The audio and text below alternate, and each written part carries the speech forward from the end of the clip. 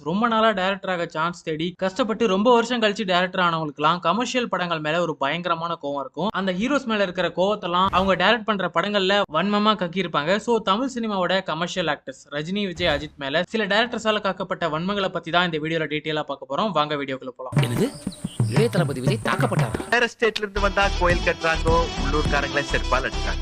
பஸ்ஸுக்கே காசு இல்ல தலைவரா? யாரா தலைவர்? ஃபர்ஸ்ட் தளபதி விஜய் மேல கக்கின வன்மங்கள் எல்லாம் பார்ப்போம். 2017 ரிலீஸ் ஆகி பெரிய ஹிட் ஆன படம் அருவி. அந்த படத்துல தளபதி விஜய டைரக்டா தாக்கியிருப்பாங்க. அதே சீன்ல மறுபடியும் படத்தோட ஹீரோ யாருன்னு க்ளூ கொடுக்குறேன்னு சொல்லி குருவி படத்துல விஜய் கார் ஓட்டுற சீனை கலாச்சிருப்பாங்க. நெக்ஸ்ட் படம் எப்படி இருக்குன்னு கேட்டுட்டு விஜய் படத்துல நல்ல படத்தை எப்படிடா கண்டுபிடிக்கிறது அப்படின்னு சொல்லி அவரோட மொத்த பிலிமோகிராஃபியும் அந்த சீன்ல டீக்ரேட் பண்ணிருப்பாங்க. சரி படம் எப்படி இருக்கும்? விஜய் படம் நல்ல படம் எப்படிடா கண்டுபிடிக்கிறது?